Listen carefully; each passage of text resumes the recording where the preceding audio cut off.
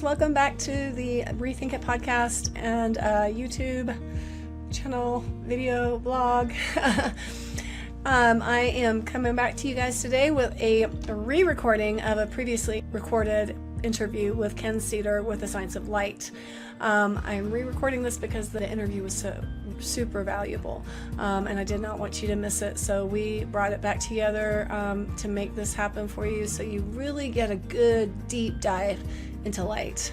So before we get too far, I want you guys to like, share, and comment, or at least like, share, and follow me, okay? Like, share, and follow. Like, share, and follow. Let's get this information out to other people. In that same vein, I have been doing a promotion for a MRT food sensitivity test. It's about a $400 test. And I'm giving it away for free for anybody who I can verify has liked, shared, and followed me, either on the podcast or the YouTube. You don't have to do both, but I prefer you to do both. I'll be honest. And you have to also follow me on social media. So I am on Instagram, Clean Living Basics 101, and on Facebook, Clean Living Basics.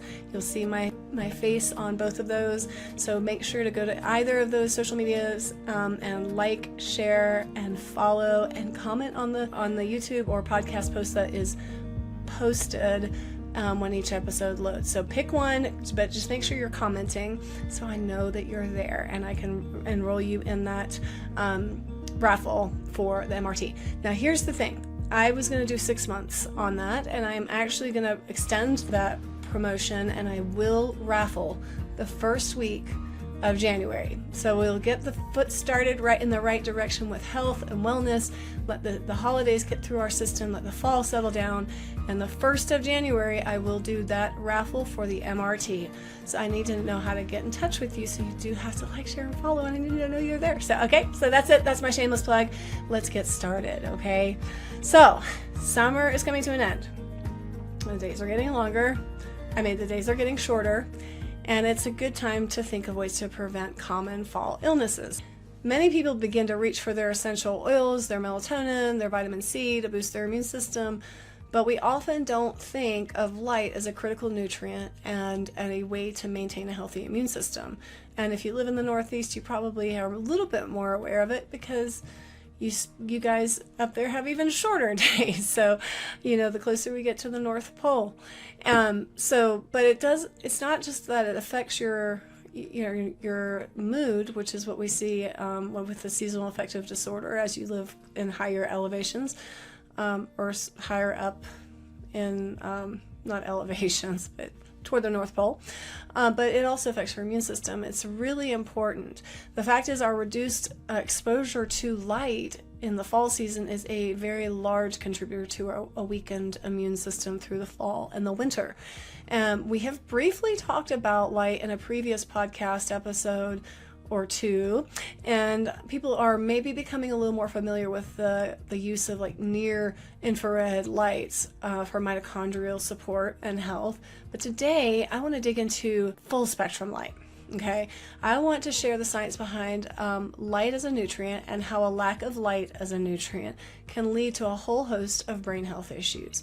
To really dig into the topic, I am being joined by Ken Cedar, the founder and past CEO of Ott Light Systems in Santa Barbara, California.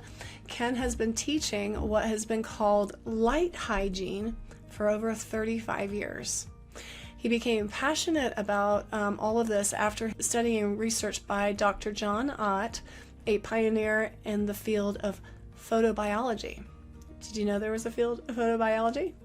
It's kind of cool, huh? Ken became fascinated with the research which demonstrated the effects of light on human health and behavior, and as a result, he's dedicated most of his life to raising awareness about something we call malillumination, a term coined by Dr. Ott to describe malnutrition of light that most people experience and how it leads to disease and chronic health deterioration.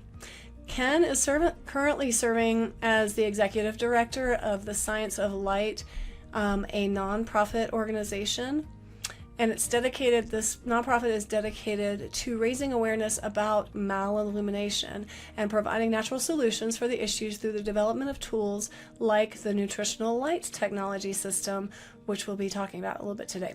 I'm so excited for you guys to hear from Ken and allow him to expand your knowledge about light and the effect it can have on your brain health. So let's dive in.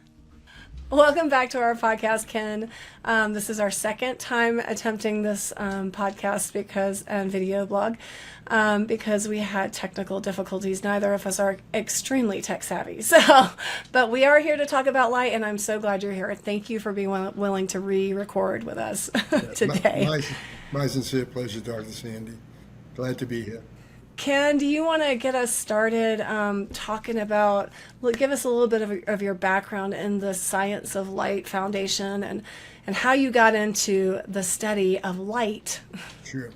Well, give or take, about 35 years ago in that ballpark, I had been working for an owner of a toy company in New York. And make a long story short, I had completed a task that he was really quite happy with, and offered me an opportunity to take a look at some of the deals, as he called them, that were on his desk. And he said if I find one that I like, he would back me, and be my partner in business. He was just so appreciative for the work that I had done for the few years before. All said, I went into his office, and lo and behold, there was a video sitting on the top of that pile. I put that video into the player, and lo and behold, it was Dr. John Ott showing a lot of his time-lapse work. And at the time, I did not know who Dr. Ott was. I was vaguely familiar with time-lapse photography, which was kind of new many years back. And I was just blown away. I was absolutely smitten by what I saw, flowers unfolding and things of that nature. And a lot of the work happened to have been done for Walt Disney. Anyways, that said, I went back to my employer and said, wow, who is that guy? What is that all about? And he proceeded to tell me that this fellow, Dr. John Ott, was obviously a time-lapse photographer and a researcher, and that he had, that my friend was backing some of his research, and the research at the time was about radiation and televisions, ironically. My friend hated televisions because his young kids were glued to the screen. So he was backing some of John's work, and basically made an introduction for me to visit with John, which I did at the time. I think he was in Sarasota, Florida. We were on the East Coast, up in New York. Anyways, met John, and that meeting ended up being a license agreement, and I formed Ott Light Systems way back, I think it's 87 or 88. That's basically how it all started, was that video, and then a license agreement with the late Dr. John Ott. Wow. Wow, that's a really cool story. That kind of is the background of how you got connected with John Ott. Yep. And John Ott was kind of what we consider him the pioneer in light research, right?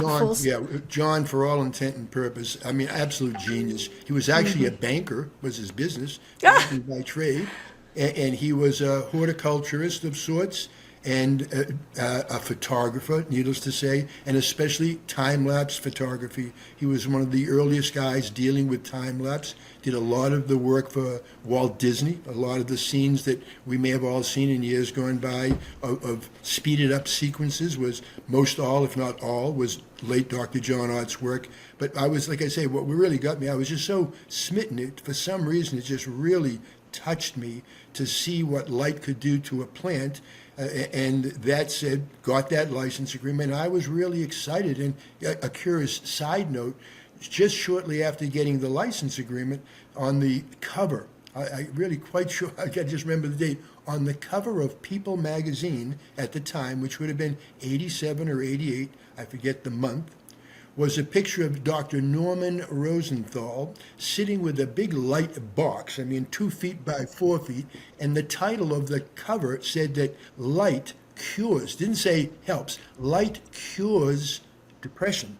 So I was in a state of shock because that was new information to me, and Dr. Rosenthal was the guy that brought the idea of SAD and light therapy to the world back in the late 80s. So it was off to a rolling start, needless to say, that not only was I interested in full spectrum light of Dr. Ott's, but the possibility of light actually, for lack of better, curing depression.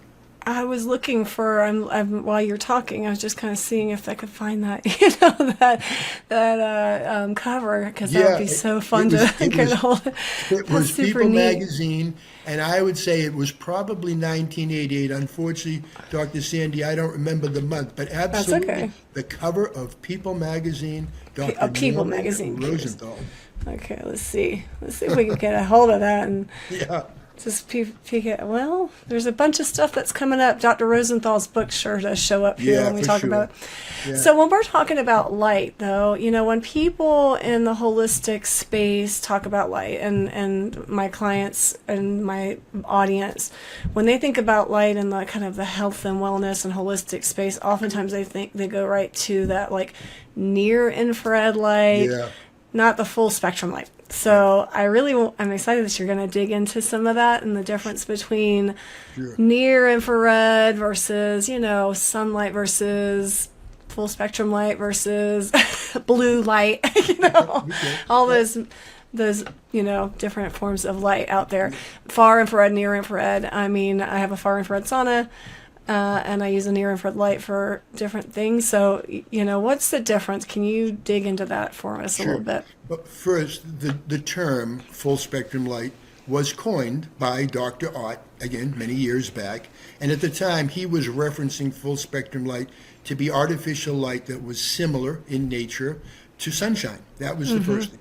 And when John coined that term and gave the definition of full spectrum light, again, we're speaking about artificial full spectrum light, he was referring to the visible spectrum of what you would see if you stepped outdoors. And he was also including in his definition ultraviolet light. That is to say, a trace amount, a small amount of ultraviolet that Dr. Ott demonstrated that as much as the world has a usually or unfortunately a negative perspective of ultraviolet, it's actually very important and very helpful in its proper dosage.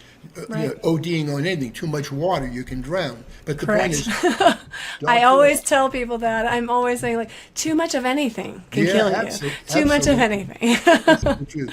So John's definition, like I said, was basically visible light that also included the ultraviolet. Ironically, in his day, he did not touch into the near infrared light that is extremely popular, as you've already mentioned. These days, for whatever it's worth, there are, I think I just read recently a headline that there's over 5,000 peer-reviewed papers on near infrared in particular. And just to touch on that a little tiny bit, we know that the visible spectrum is sort of in the middle, and we have ultraviolet, which is invisible on one end, do I dare say the blue end of the spectrum. And on the red side of the spectrum, we have infrared, and we have near, which is non-thermal, no heat, very close to the red, and just starts to become invisible. Then there's a range that some people refer to as mid, and then there's far. The far is definitely the heat, as you've just mentioned, that you use a far infrared sauna. That would be very correct. You could also have different types of infrared sauna that have all three, what they refer to as full spectrum sauna. However, the point is that the infrared that's thermal would be the far, the non-thermal, non-heat producing is the near. Most of the research that I've read is about the near, the non-thermal, and its benefits, although I'll just touch on a few. I don't really chase all of the science of it, but a lot of it is about pain management. Near infrared has been demonstrated to be extremely beneficial for managing some kinds of pain. I think nerve pain in particular, if I'm not mistaken. It's certainly been really I think what really kicked it in gear was for beauty. Near infrared on the skin and manufacturing of collagen and removing, small wrinkles, especially around the eye. I think that the beauty industry is what really, kicked it into high gear, to be quite frank with you. The reason I compare that, I was involved for full spectrum light for 30 years, and it was a very slow ball, moving the ball up a hill. Near infrared and beauty and pain management came about, and wham, it became headline. So I'm a little jealous of that regard of the... Yeah, right. But the near infrared is extremely popular, obviously, as mentioned. In the same vein, just to touch a little bit, the blue light. A lot of people have heard about this blue light issue. I think that's the public, I think, is getting kind of hip to the fact that you have to watch your screen time in particular.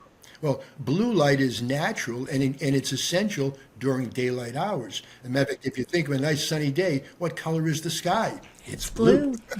Yeah. So blue is absolutely essential, and it's a wavelength that in the morning when the sun comes up basically has the power to shut off melatonin, a hormone that's pretty much associated with sleep, although a lot more, and has the power to turn on serotonin, which is very energizing, as I'm sure you well know. That said, blue light during the day is absolutely essential.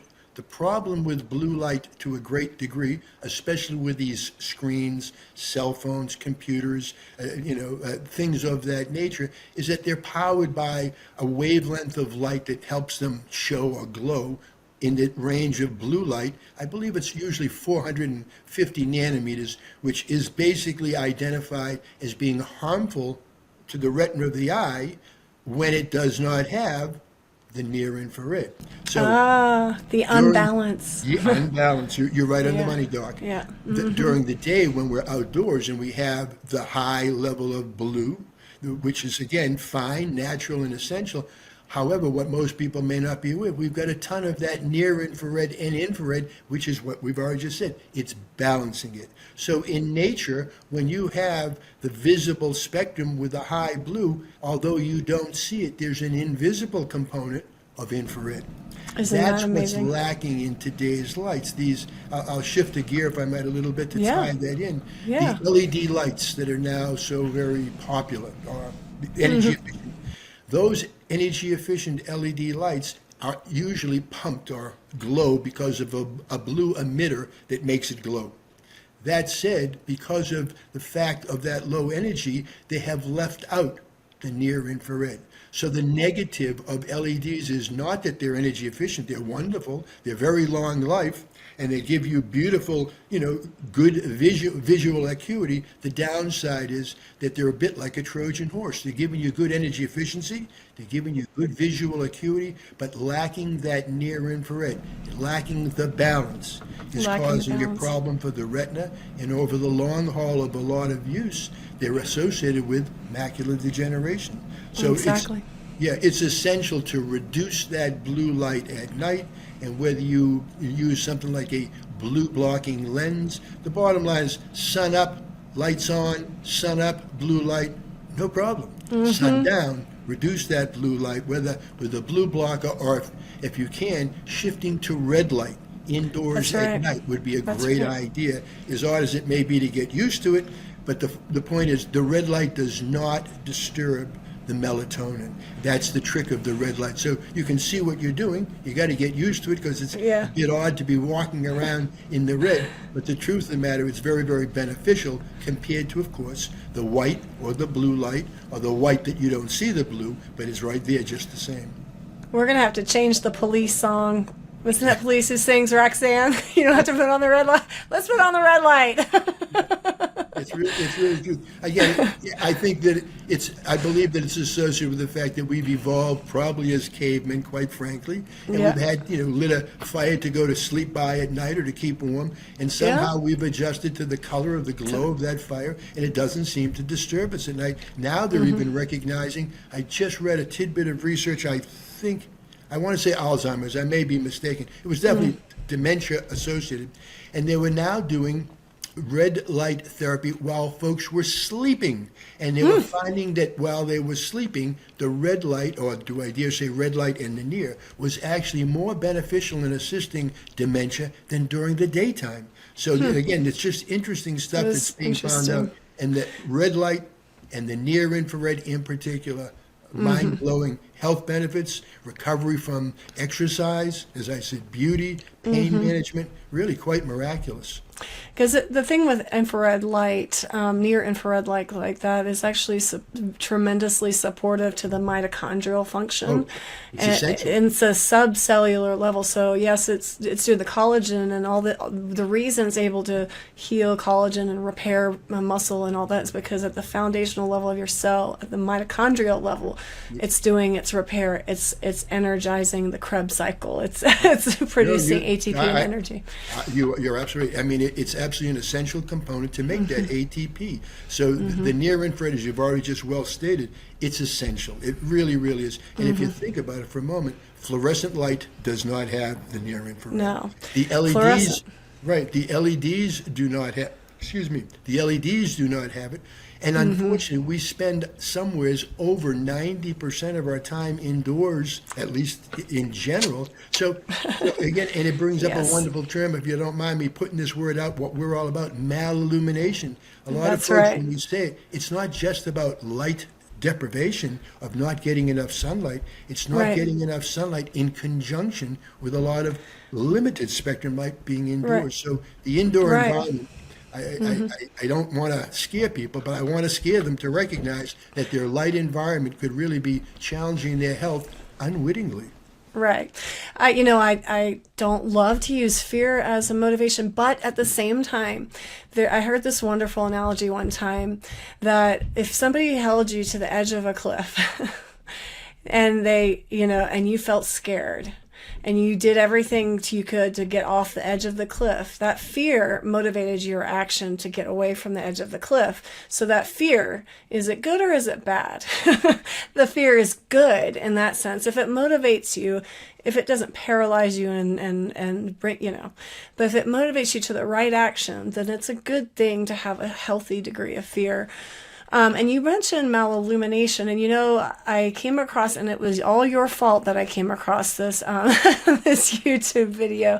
I think you presented it at a meeting that I was attending, but I want to share this with the audience. It was a video showing the effects on the brain of malillumination. These studies that were done, I think by John Ott, was that right? Classroom full of children.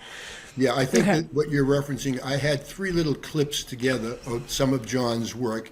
One was on school children with hidden cameras in the Sarasota School Department. Another one, I forget whether it was Purdue or one of the large chicken and egg folks. It was lighting in chicken coops, mass coops. And the final one was done with fluorescent lighting, which is a whole other story if you want to touch on that somewhere later. But the fact is it was fluorescent lighting, different colors of fluorescent, and the lifespan of laboratory mice. It was really quite shocking. I mean, all of them are, but they all demonstrate different aspects of what malillumination can do, whether it be a child and learning disabilities, or again, these chickens or mice and lifespan. Quite shocking. If you can play that, I'll be quiet and we'll watch it together. Yeah, let's see if I can figure this out. So bear with me, audience. I am technically not savvy. So we're going to pull it up, though, see if we can find it. And I'm going to go ahead and play that. Research Institute, founded by Dr. Ott, has funded numerous studies on the effects of artificial light on animals and humans. One study centered on school children and classroom lighting. John Ott explains. Time-lapse cameras were used in a standard first-grade classroom, and several hyperactive children may be noted, especially the boy in the immediate foreground. 90 days after the regular cool white fluorescent tubes were replaced with the new type full spectrum fluorescent tubes with radiation shields, there was a marked improvement noted, and the extremely hyperactive boy has voluntarily moved up to the front row. He raises his hand for recognition and is now up at the blackboard taking part in classroom activities. Prior to the time that this new lighting was installed, this particular boy had an extreme learning disability problem, but quickly learned to read within 90 days after the new lights were installed. Another study for the poultry industry found that chickens living under full spectrum light had dramatic improvements over their counterparts living under common artificial light. They not only lived twice as long, but produced significantly more eggs. In addition, the chickens were calmer, attacked each other less, and their eggs were lower in cholesterol. Perhaps the most frightening study conducted centered on the lifespan of mice raised under various lighting conditions. This spectrum chart illustrates the range of light wavelengths from ultraviolet through the visible spectrum to infrared. Natural daylight is charted here, running fairly evenly throughout the visible spectrum and dropping off sharply in the ultraviolet. Mice raised under the pink fluorescent tubes covering this narrow wavelength of light only lived an average of 7.5 months. Mice living under daylight white fluorescence lived an average of 8.2 months. Under full spectrum plastic, which blocks very little natural daylight, the mice lived an average of 15.6 months. And finally, mice living under natural outdoor daylight lived an average of 16.1 months, almost twice as long as their counterparts under the limited spectrum fluorescence. Wow. Yeah, that's pretty shocking stuff. That's crazy. The sad part, Dr. Sandy, is I'm sure you're aware, fluorescent lighting still is used globally. I mean, it's probably still the primary lighting. And a lot of the facts remain that not only does it have all those negatives, but Dr. Ott identified the fact that the industry never accepted. I mean, he demonstrated that fluorescent tubes are putting out low-level X-ray radiation. I mean, X-ray radiation. And you believe, had they accepted that, of course, it would have been an indictment, that they were a hazard. And John was able to demonstrate, they claimed that, well, they have, they measured it and there's no problem, but he didn't use a measuring device, that was not in tune with the day. He used time-lapse photography cameras to demonstrate what was really going on, and he was able to prove it. And then followed by the U.S. Navy, one of 3 or 4 different research that were done with sailors in particular on board a ship. Of course, the reflections of the ocean and the sun and the concern for skin cancer is obvious, we've been led to believe. And they were comparing those sailors on board ship to sailors that were on land, administrative tasks in fluorescent lit offices on the land. Guess who had the higher incidence of skin cancer? The landlocked guys, the guys in the office, not the guys on the boat. So quite amazing. I mean, and It's what incredible. It was a combination of the poor color spectrum, but most specifically, the low-level X-ray radiation that John proved without a question. He didn't prove, he showed it on time-lapse camera. The camera did not lie, and yet, of course, as I say, the industry went poo-poo and said that he was off his rocker, and needless to say, many people are still dealing with these fluorescents worldwide and wondering why they're having some of these health issues that they're blaming on God knows whatever other reason, and they're completely, pardon the pun, they're truly in the dark about the light over their head or the light on their desk could be a major contributor to their ill health, and in the same vein, changing to the right light could be a major contributor to their wellness. I mean, it's 100%. Change your light, change your life. Exactly. There's 2 things, or maybe I have 3 comments. One was, holy cow, the mouse and the poor lighting lived 7.5 months, and Twice the as mice long. and ultra light, longer than twice as long, because 16 is larger than 7. It's not twice, 2 and some change longer. So it was significantly longer. That was outrageous. And then the other comment I wanted to make was because you mentioned the outside, the sailors on the boat. I remember being a PA student back in the day doing my derm rotation, and I remember a guy coming in my office. He was like, "Yeah, he had skin cancer on his face. Yeah, I was a soldier in Okinawa. I don't remember where he was. He was somewhere. It was like a long time ago. He was an old guy. He's like, yeah, that's why I have all these skin cancers. And the dermatologist was like, yep, that's why he has all the skin cancers. And, he's like, oh, we didn't wear sunscreen back then and who knows what, But the thing I would say about that is, in a wartime environment, you've got different functions going on here. You're not just at sea. You've got exposure to a whole host of chemicals. So there's that. And then he lived his lifetime. He lived a lifetime of probably who knows what in an office. Did he maybe in an office? So that, skin cancer, there's so much research now showing that skin cancer is not a function of being exposed to sunlight. In fact, it's one of my pet peeves is that people slather on sunscreen. Now, mind you, if you go to the beach and you're there for a long time and you're getting a long duration of sunlight during those big bright times, 11 to 4 for an extended period of time, okay. Put some sunscreen on, don't get a sunburn, or use wisdom. But I have a big issue with the instructions that I was taught to give to patients was if you walk outside, you have sunscreen on your face. And it's in a lot of the moisturizers for women. They're just building it into your lotions and moisturizers to make it easier. But I think it's actually tremendously harmful. Well, and then go ahead. I'm in full agreement with you. And if you see, there are many of these different skin cream and different skin products to help you in the sun. Some of them are more harmful than the sun will ever be. So, and that continues. That news comes out years later on occasion, but the point still remains. I jokingly call it safe sun. I mean, being practical, going out in the sun. You don't come from New York in the winter and go to Miami and lay out for the whole day. I mean, a little bit, just a little bit of common sense to progressively adjust to it. So again, I'm anti, those creams and stuff to come. By all means, put on a brimmed hat, put on a shirt or a jacket, or touch your skin when it turns pink. It means you've had enough. Very simple, common things. But to put all that goopy stuff all over you with those chemicals, my bet is that in many cases, it's doing more harm than good. I agree. And the third point that came to mind as you were sharing about the fluorescent lights putting off radiation, like microradiation, was just that I just put myself back in the operating room because, I work in the OR in anesthesia, and I can tell you the hospital, first of all, we know that the hospitals have the largest EMF footprint.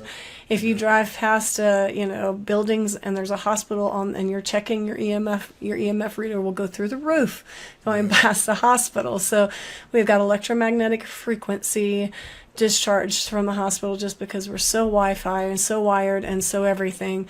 Yeah. And then the radiation that we have exposed there is high because of the fluorescent light. And then we have the lack of proper balanced light. And this is where people come to heal and recover from places and trauma and surgery and infection, and they're there for long times. I think more, trauma is one thing. I think there's a place for trauma, you got to do what you got to do, but it's when you're chronically ill and you end up in the ICU and you're there for months and you're not getting sunlight, you're not getting clean water, you're not getting grounded, and you're surrounded by EMF and radiation. How can that help the process of healing? It's very frustrating for me. And something, there was research done just to support what you just said. I don't remember when, you'll forgive my wonderful memory on this, but the fact remains, they did research that identified the sunny side of the hospital versus the shade side of the hospital. Oh, really? And the amount of time for recovery based on how long a patient stayed. I don't remember the number, but it was very significant that rooms with natural light coming in through the window, the stay for the same type of medical condition was reduced noticeably, quite dramatically. Wow. Just because sunshine was coming into it. So, I mean, there was some real research done about that. Again, it's a while back, but these things get forgotten or get lost, or the powers that be. That I understand greed, and I understand big business enough. I'm not opposed to them making money, but I'm not really quite a fan of the pharmaceutical companies. I don't have a problem with some of the wonderful things. Don't misunderstand me. I'm not anti,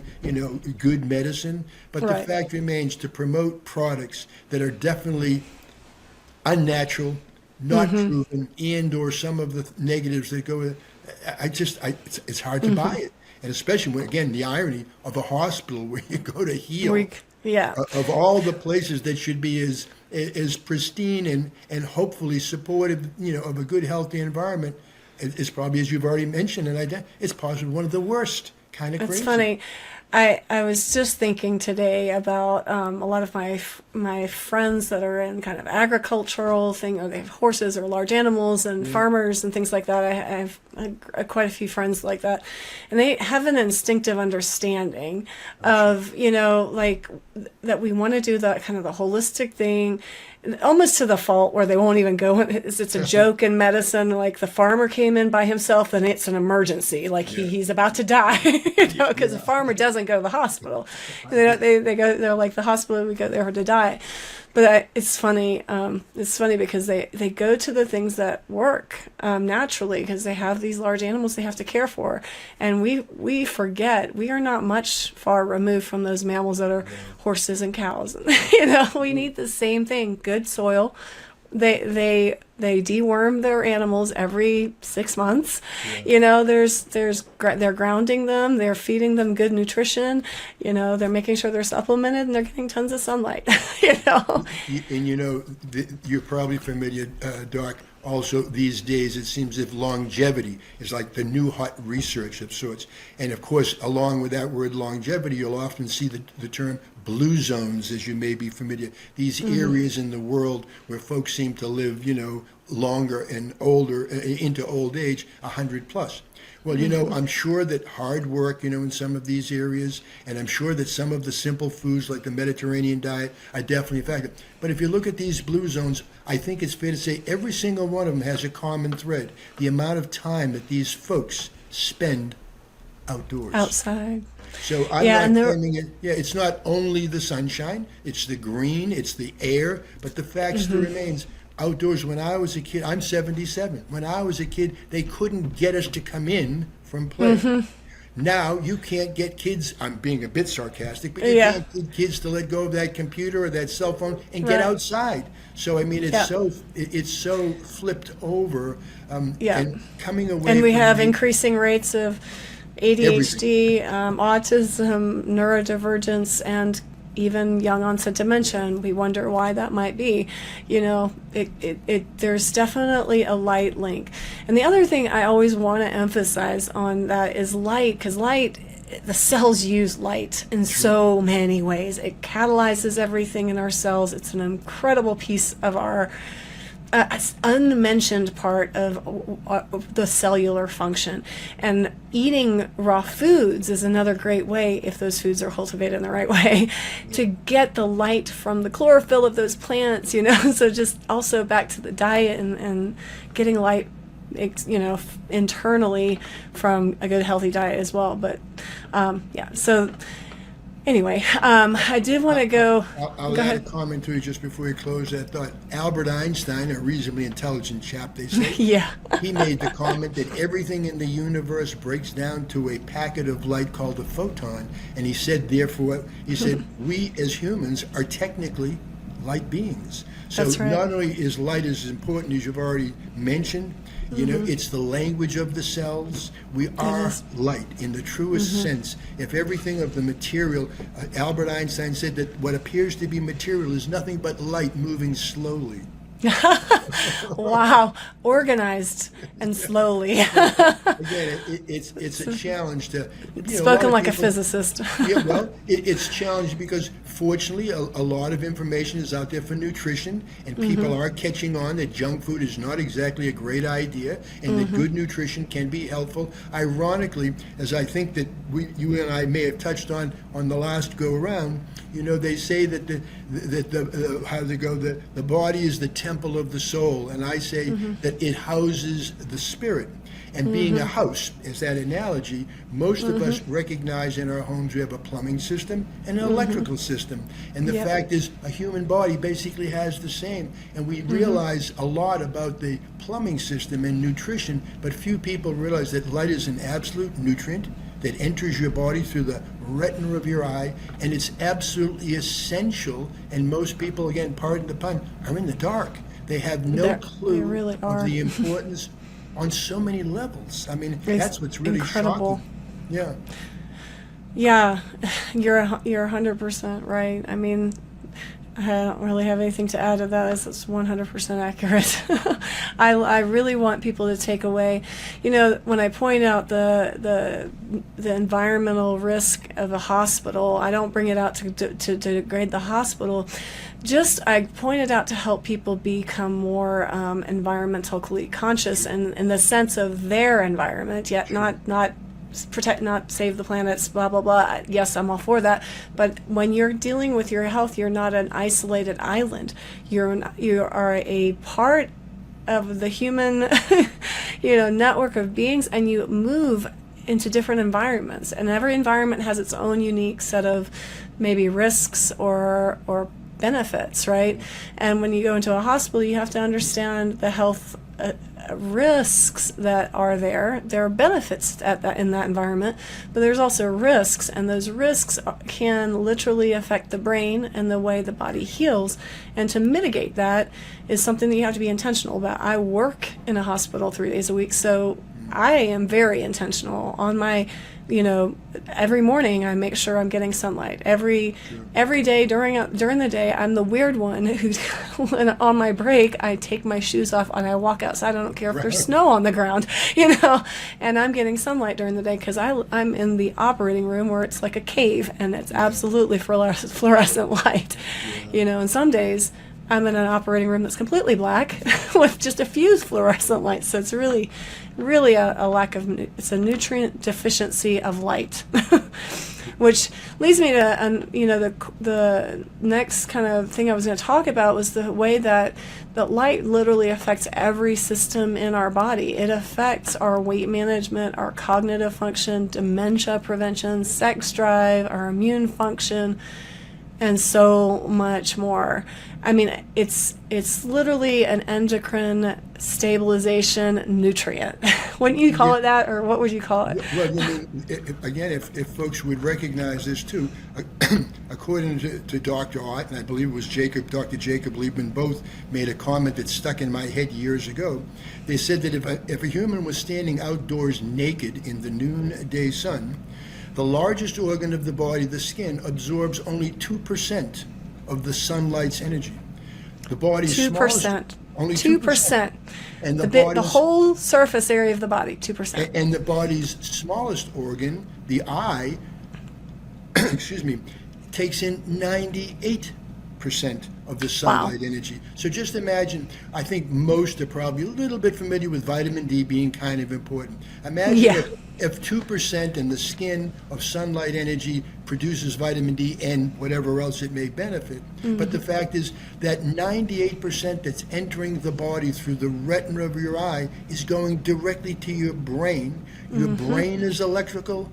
Your nervous system is electrical, and it's being powered by light that we call photocurrent. So the sheer fact of what that light does, especially Dr. Sandy, as you know, first thing in the morning, if you're going to get light, and if you had no light for the rest of the day, darn it all, please at least get it first thing in the morning to set your circadian rhythm, because just about every cell has its own little time clock.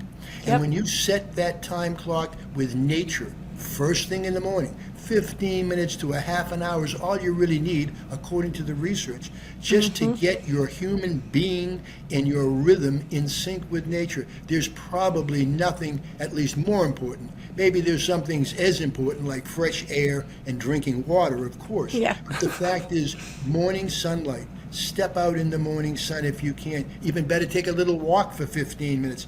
And if you can't, at least go close to a window. Give yourself 15, 20 minutes, a half an hour of that light. It's free. It will absolutely, unequivocally, progressively benefit your health beyond imagination. So again, as you've said, it is the language of the cells. It is the voltage of the cells. I can't imagine, you'll forgive me, what's more important. Yeah, I agree with you. And it's funny because you said, here's the smallest organ of our body, the eye, is where 98% of the light enters. And we tell all of our patients, especially if you're in ophthalmology, that my goodness, you need to wear those Ray-Bans or the light blocking, the UV protecting light, blah, blah, sunglasses. Make sure you live in high sunlight areas, cover your eyes, protect your eyes, or you'll get macular degeneration. I'm going to argue this is a Rethink It podcast, but I want you to rethink that, because that's not what's causing your macular degeneration. In fact, you're actually disrupting your whole endocrine system that way. Would you, at last podcast, I think you mentioned a few lenses that people should use to protect their eyes if they are in blinding light and you're driving a long time. What kind of glasses do you recommend? If you're going to wear sunglasses, let me back up too, as far as what you made reference to the light in the eye. You've never seen a baby come out of the womb with sunglasses. However, I'm certainly not opposed, especially drivers, Right. maybe golfers or athletes or whatever. But if you're going to be out Skiers. in the sun, if you're going to be out in the sun and you need something, my first suggestion would be just a visor would be the first choice. If a visor doesn't give you the sun protection or glare that you need to, then you want to use sunglasses that are called neutral gray.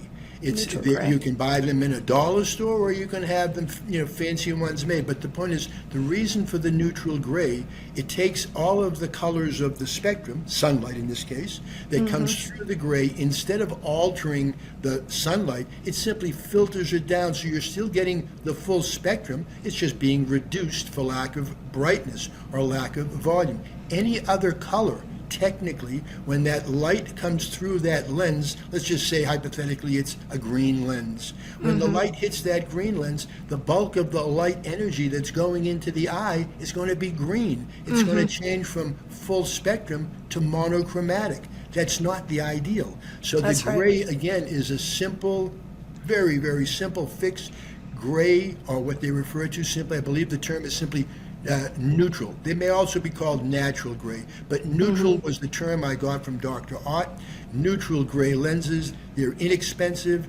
It's an absolute game changer, because again, the downside of light, unfortunately, or nature, it's slow moving to the degree of how it affects us. It's not like taking a drug or sticking a needle and looking for some instant response, which again, I'm not opposed to as needed. However, nature kind of moves kind of slow, sometimes a few days, maybe in a few weeks, for things to heal properly. So That's the fact right. is, we're so... Thank you for saying that, because I think that's something I have to point out to my clients a lot, is like, we're working to restore the foundation of every cell and restore healing and homeostasis to those cells. That's how you heal, and that's a slower process. But the good news... But the good news of that slow process, it builds a wonderful foundation as it grows. So again, I'm hopeful that those folks that you communicate with, from your patients to your family and friends, that they get it. Yeah, nature moves slow, but I don't know of anything that's better. And way before, just a couple 100 years back, before all this modern medicine, I mean, traditional Chinese medicine, and what was it? Hippocrates, the father of modern, let medicine be your food and food be your medicine. That's and right. the Chinese with their herbs. I mean, my goodness, it was a different world. It seems to me that some of that world was better than some of the, do I dare say, modern medicine. It's kind of shameful. Yeah. Modern medicine, I feel like it had to develop with the modernity of industry and things like that. It had to develop because modernity and in the industrial, period, where we had all this new, development and industry and pollution that developed quickly. Yeah. The population couldn't handle the pollution. I try to teach people this concept of terrain theory, that no, the bugs aren't the problem, it's the pollution, and the bugs are actually cleaning the pollution out of your body, and think about industry. As we developed our industry really rapidly, they had the ghettos in England and in New York, and it was disgusting. It was just disgusting. People lived in filth, and human health declined rapidly as a result of that. And one thing I think was really interesting, I came across this in a history journal recently, and it was this concept that people today think that in the Middle Ages, like in the, say, 1100s, 1200s, 1300s, that people lived less, they lived shorter. right? And that today we live longer. And as it turns out, that's actually incorrect. If you lived through childhood, your longevity was actually the same as it is today. Actually, it may be somewhat better. Well, Can you believe that? Yeah, No, that's a really interesting phenomenon. It's an interesting fact that I didn't know. But then I started reading through history, and I'm reading through all these famous people, and they lived. I'm calculating their ages. I'm like, they lived to be 78, 79. Like there are these people from the late, middle ages that lived a long time. And what's the difference? I mean, they had filth in a different way. We have filth in another way. The problem isn't filth. How do we manage it, right? Naturally is always the best way. Clean up the body, bring it what it needs, the light, the nutrients. And the thing you kept bringing up, I think the last time, was really the placeholder for light is like, where does it fit? It fits in as a nutrient. It really is a nutrient to the body. So that's why when we consider an imbalance of light, we consider it like malnutrition. It's malillumination. And again, and a footnote of that, it is the lack of proper light, too much bad light is unquestionably malillumination, as you've already mentioned, akin to malnutrition and a poor diet. What a lot of people also don't know, and I got this from Dr. Jacob Liebman, as well as Dr. Ott, I believe, was initially, and that is that not only is light a nutrient unto itself, but because light is 100% responsible for your metabolism, I mean, that's 100%, not 99. Metabolism is based on light 100%. Therefore, if you're not getting the full spectrum of light into your life in the course of, a day, the foods that you ingest, you will simply not metabolize fully. Imagine there's so many folks who are into vitamins. Vitamins are the number one therapy in the world. And some of them, it's a pill. And some can be painfully expensive. And sometimes people are popping pills by the handful. But the point I'm trying to make, if you don't have the proper light, I don't care how good the brand is as far as name and how many people take it, if you do not have the proper light, being the full spectrum of sunshine or its equivalent, if coming into your life, artificial, true, balanced full spectrum light, you will simply not make maximum use. You will not absorb properly those nutrients. And I hate to sound rude, but it goes down the toilet bowl. It does. It does. So exactly right. Yeah. It's so the most expensive vitamin is the one that doesn't work. Well, and I mean, and that's a huge waste. You can spend, in many cases, hundreds of dollars for some people a month. Not even to mention, forget the vitamins, just good nutrition. Right. Whatever you ingest, you may think you're getting great food, and you probably are. The question is, if it's not being, digested properly, if it's not metabolized properly, some of it has simply been wasted. So again, that's right. It's such a simple fix. It's so organic and so common that it's right in our face, and we seem to be blinded by it in the wrong way. Staying in the dark. Yeah, it's the truth. Well, you've made it a passion of yours kind of to provide this solutions for this epidemic of, I'd say, malnutrition by creating technology like the Science of Light technology. Can you explain the difference between the technology that you have in Science of Light and the traditional full spectrum lights that are available like at Home Depot or Amazon? Sure. I'd be happy to. As I mentioned earlier, when John Ott brought to the world the concept of full spectrum light, he was pro ultraviolet, which is he's been able to demonstrate. There's good research at our website that proves that the proper amount of UV is really essential. However, the fact is he did not deal with the near infrared, nor was I aware of the idea. I wasn't the scientist. I mean, John was an absolute genius. God bless him and rest his soul. But the fact is, we being, by the way, my brother Len and myself, we started our little nonprofit Science of Light about 10 or 12 years, I think it was 2012, so just over 10 years ago. And for many years, we were simply raising awareness with a little website. Whoever would visit, we would try to give them information as to why sunlight was so important. And it was basically free and available, for those that could get out into the sun. Mm-hmm. A few years back, when we started to take a peek at some of this, news coming out about near infrared in particular, near infrared in red, and photobiomodulation, and the beauty for the skin and the recovery from exercise, we really started to pay attention. Said, gee, near infrared light. We didn't have that in the art light when we were making art lights. So we started to take a look and compare notes of what we used to make for Dr. Art. And we recognized that in the days of fluorescent, which is what an art light was when I was involved, It was fluorescent? The art light in its day was fluorescent. Oh. His patents. John, the art light in its day, or the light that was called art light, was of fluorescent, was the type of light, and it also was a fixture. It wasn't a bulb or a tube like you now see as an art light. The art light today is not the real art light that John Art's patent was about. He had 3 different patents without going too far into it, but it required a fixture, a complete fixture to shield the low-level X-rays, to shield the radio frequency waves, and to add the ultraviolet. That's what John Art had 3 different patents for the real, what I call the real art light. Today, I'm not in agreement with what is being sold from my limited perspective. They are not selling what I know as an art light. However, the fact is, my brother and I noticed that there was no infrared in John's light, and as we started to review the research, we started to recognize, as we've already touched, of the importance to balance the spectrum. So we basically went to some engineers that had the brain power to understand what we were speaking of, what we wanted, and after a window of time, they devised a product for us that we went away from the concept of full spectrum to a degree, and to try to separate ourselves, we refer to our technology as nutritional light technology, which we've already touched on, that light is a nutrient. That's So right. we see ourselves as the fullest spectrum because we include a trace amount of ultraviolet that I believe nobody else does. We have the fullest spectrum from a manufacturer of LEDs that is the finest product that's out there currently to the best of our knowledge. So we use other people's technology.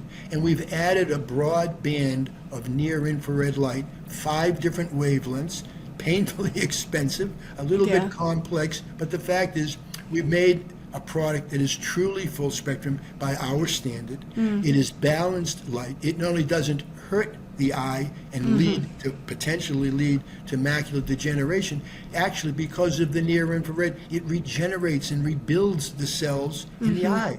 So the light is not only good for you and truly full spectrum, it is not a Trojan horse like conventional full spectrum that may elevate your mood. You may even see pretty good from it, good visual acuity, but you're silently and simultaneously receiving a negative of unbalanced light.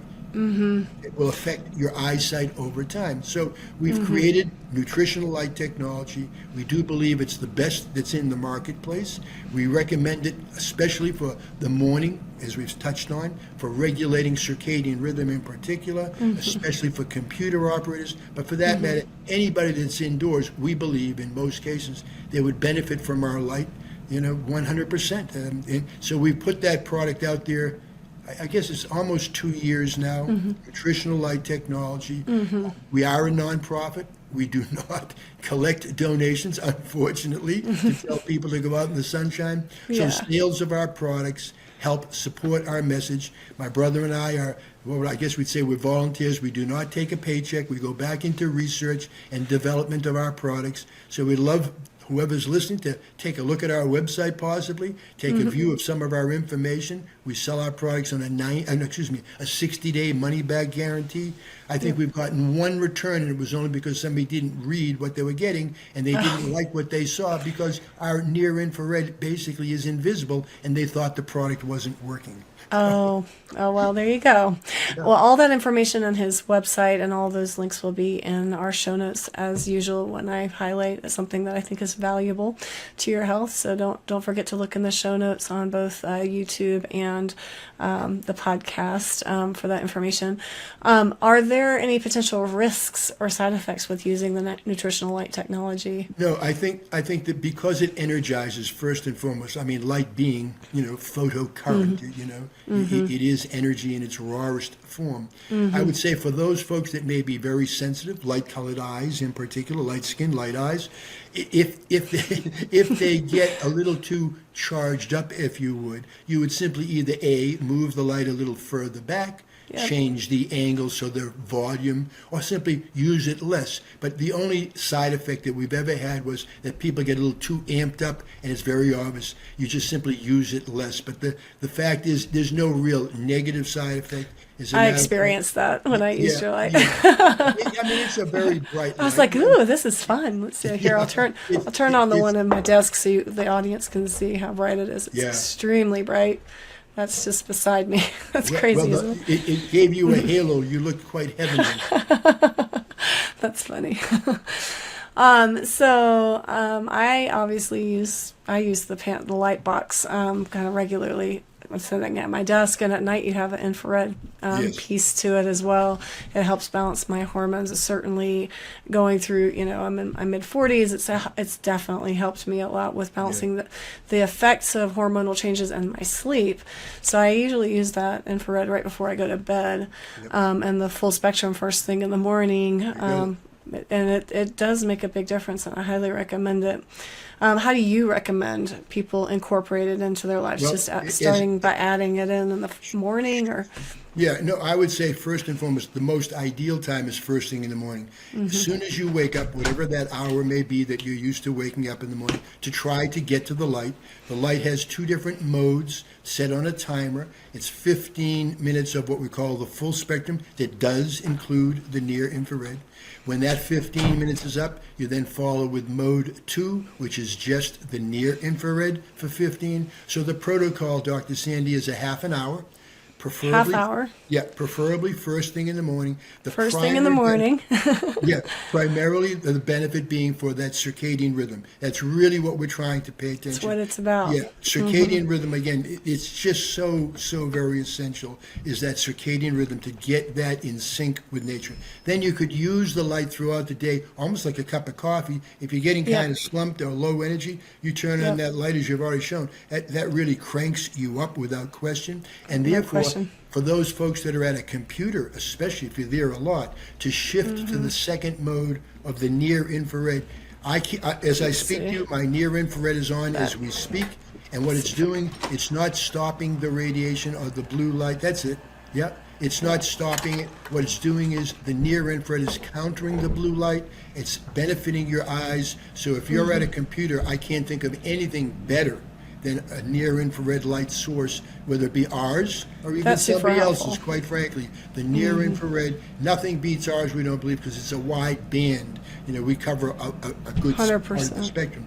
But the fact remains, computer operators, before bedtime, as you've already mentioned, ideal. And a rule of thumb, sun up, lights on indoors, sun down, reduce your light as much as possible, preferably shift to red if you can, or at the very least, dim light, and stay away from computers and phones as best as you can. They say an hour, maybe even 2 hours if you can pull it off. I assure you, if you'll just try that, it will benefit your sleep enormously. It's a change in the lifestyle, but it's a change that works so powerfully. Just because we're changing something free, we're not adding a pill. And it's something that's simple that you actually have the power to do yourself. Doesn't make it less valuable. Actually, it's one of the most powerful things you can do. And I'll mention, too, that as you may know, Dr. Sandy, if by chance a viewer is aware of the fact that light, about between 83 and 87% of the time, light therapy, a true full spectrum light therapy like ours, will reduce the effect of depression, will mitigate depression. And not only that, in many cases, medical insurance, if it's prescribed by a physician for depression, although it will vary with the insurance, many cases medical insurance will cover it. So the efficacy is so well proven. It's not, hype, as we both have been it's saying. not hype. There's tons of research. The good news is it really works. Yes. I'll leave you with what, you mentioned Einstein, and he said the medicine of the future is the future. Medicine of the future is the future of frequencies. Always get this wrong, but it's like, because everything is frequency, the future of medicine is frequency and light. And that's what's occurring right now. And the cornerstone of frequency is light. All you have to do is a little bit of research on what the World Health Organization is actually studying. Yeah. And you'll understand that they are aware of this. This is well known. It's just not. I'd like to put a plug in, too, for a brother student of Dr. Jacob Lieberman. You're probably familiar. Light Medicine in the Future. I believe that Dr. Lieberman wrote that book, if I'm not mistaken, probably, I'm going to guess maybe, again, 30, 35 years ago. A wonderful book, Light Medicine in the Future. Well, the good news is the future has arrived. The future has arrived, and you have the power to change your health. More power than you know. So I'm so thankful that you took the time to re-record this podcast because, again, I think there was tons of nuggets in there. I know we ran a little long, but I just didn't want you to stop talking because you just gave so much good information. And I hope that it really helped everybody understand the power that light holds and that they should not miss it. It is easy, especially as we enter into the fall. This is a great time for this podcast to come out. Perfect time. You know, people are going to stay in, especially I live in Colorado, so we get snow, and it's easy to go from building to car to building. Just the way in the South, I feel like I did the same thing. I did building to car to building to avoid the heat.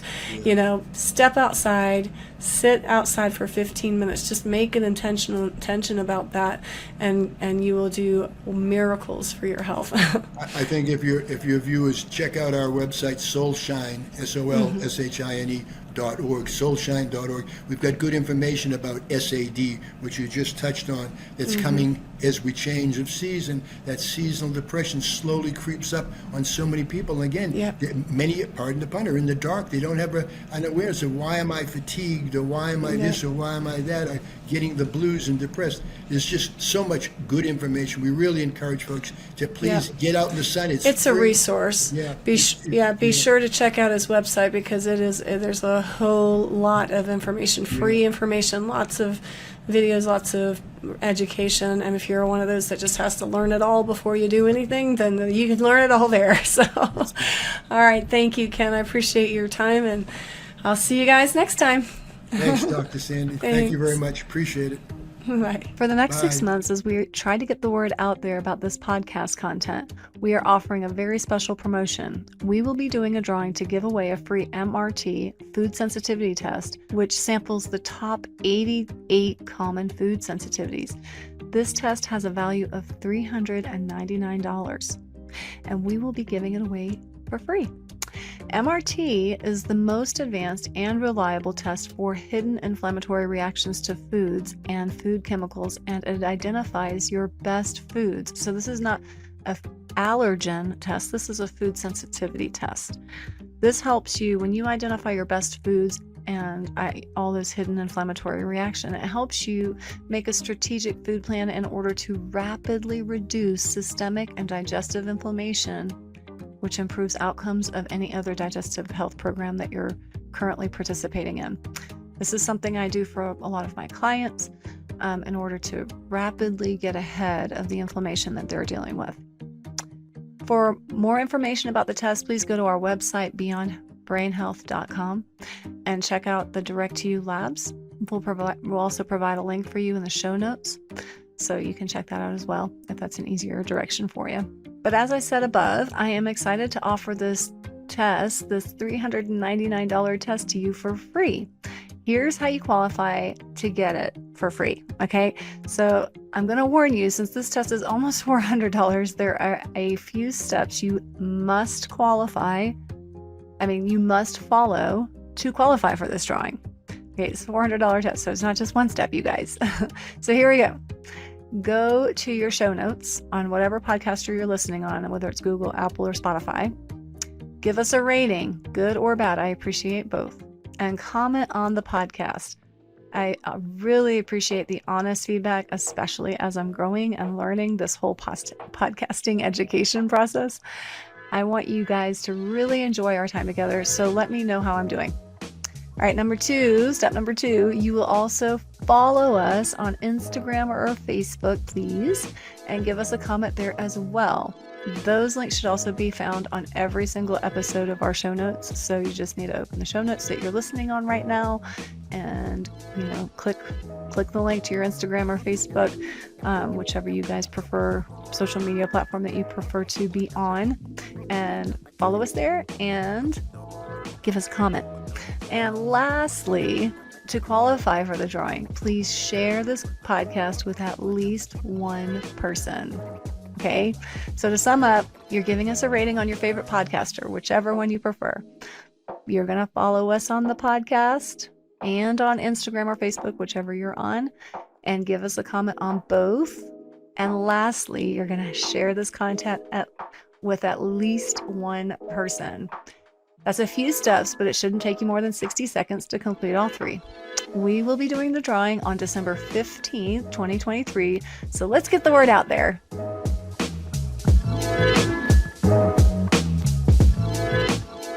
My hope is that this podcast has left you with a few new insights, hopefully some encouragement, and most importantly, some actionable steps forward toward healing your body and your brain.